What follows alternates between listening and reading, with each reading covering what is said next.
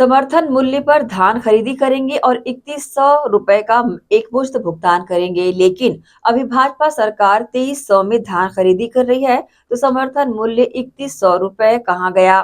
शायद मुख्यमंत्री झूठ बोल रहे हैं या भारतीय जनता पार्टी झूठ बोल रही है।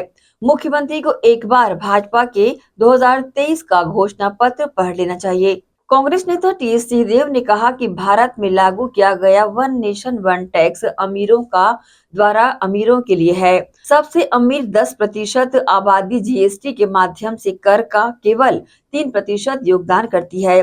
50% निम्न आय वर्ग से संबंधित जनसंख्या का जीएसटी के माध्यम से 64% योगदान है। उन्होंने कहा कि आधी रात को लागू किया गया ये कानून आज तक 1000 से अधिक बार संशोधित किया जा चुका है। यहाँ तक कि मैं भी सीए के बिना अपना जीएसटी रिटर्न दाखिल नहीं कर सकता। हम लोगों के पास इसके अलावा कोई विकल्प नहीं है। अपना रिटर्न प्राप्त करने के लिए सीए को भुगतान करना पड़ता है। आज देश में जो स्थिति हम देख रहे हैं उसमें वन नेशन वन टैक्स के नाम पे जो व्यवस्था लागू की गई है वो अमीरों के द्वारा और अमीरों के लिए, of the rich, by the rich, for the rich.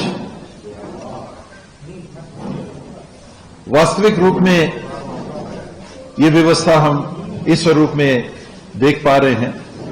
आप देखेंगे कि देश में पहले डायरेक्ट टैक्स से जब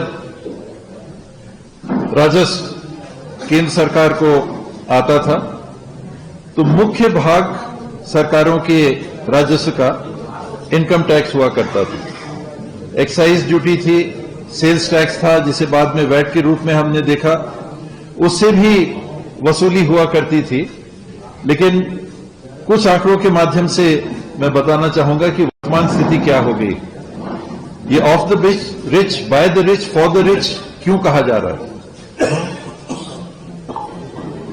मुझे भी आश्चर्य हुआ ये आंकड़ों को पुनः देखते हुए कि आज देश की 10% उच्चतम आय की आबादी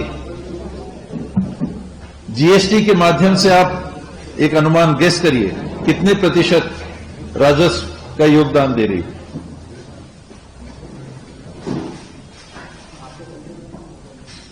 3%। देश के सबसे अमीर 10% आबादी के नागरिक जीएसटी के माध्यम से देश में विकास के और अन्य कार्यों को अंजाम देने के लिए मात्र 3% की हिस्सेदारी अदा कर रहे हैं, जबकि देश की निचली 50% आबादी 64% जीएसटी में अपना योगदान दे रही है। ये of the rich, by the rich, for the rich क्यों कहा जा रहा है? कि जो टैक्स स्ट्रक्चर बना है और बार बार बात आती है कि अमीरी और गरीबी में अंतर बढ़ता जा रहा है, ये क्यों हो रहा है? जो ज्यादा अमीर हैं उनके ऊपर कर का भार तुलनात्मक कम दिख रहा है और जो तुलनात्मक कम आय के स्रोत अर्जित कर पाते हैं उनके ऊपर आय के स्रोतों की अदायगी का भार कहीं ज्यादा बढ़ रहा है। अर्थात उनके पास अपने परिवार को चलाने के लिए कम पैसे बच रहे हैं और जो ऊपर का वर्ग है उनके पास पैसे ज्यादा बच रहे हैं। 3% टैक्स 64%, 10% 50%, 5 गुना भी कर दीजिएगा तो 15% और 64%। ये योगदान है और यही कारण है कि जो जितने अमीर हैं उनके पास ज्यादा पैसे बच जा रहे हैं अपने आप को और अच्छे तरीके से जीने के लिए। 2 गाड़ियां हैं तो 4 गाड़ियां खरीद सकते हैं, इत्यादि इत्यादि। और जो तुलनात्मक कम आय के परिवार हैं, निचला 50% हमारी आबादी, उनके पास घर चलाने के लिए पैसे नहीं रह जाते। जितना टैक्स लगेगा आप सब समझ सकते हैं, ये सारी राशि जो सामान भी वो खरीद रहे हैं उसकी अदायगी में लग जाती है और उनके पास अन्य कार्यों के लिए, परिवार चलाने के लिए कम राशि रह जाती है। और इसमें सिर्फ गरीब नहीं है, इसमें बड़ी संख्या में मध्यम वर्ग भी सम्मिलित है। तो ये वर्तमान देश की स्थिति है। जिस तरह से जीएसटी के कानून को लागू किया, हम आपने सबने देखा कि ज्वाइंट सेशन ऑफ पार्लियामेंट जैसे जब देश आजाद हुआ था बुलाया गया था, उसी तर्ज पे एक सेशन बुलाया गया। मान लीजिए कि ना जाने कौन सा क्रांतिकारी व्यवस्था को देश में पुनः प्रारंभ करने वाली है उस समय की सरकार, और रात के 12 बजे लाए हुए कानून में आज इतने सालों के अंतराल में 1000 से ज्यादा संशोधन हो चुके हैं। 1000 से ज्यादा संशोधन हो चुके हैं। जो व्यवसाय करने वाला वर्ग है, कहने के लिए ऑनलाइन सुविधाएं हैं। मैं अपना जीएसटी का रिटर्न स्वयं ऑनलाइन भरता हूं क्या? बिना सीए के मैं भर सकता हूं क्या?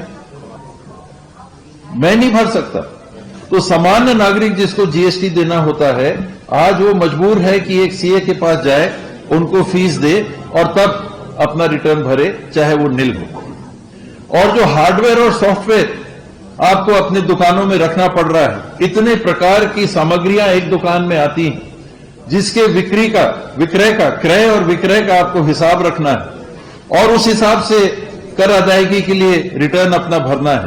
तो आपने सारे, छोटे बड़ों को तो खास फर्क नहीं पड़ता, छोटे स्तर के काम करने वालों के ऊपर एक और बोझ आपने आर्थिक डाल दिया, जो निरंतर चला आ रहा है। ये जीएसटी का एक स्वरूप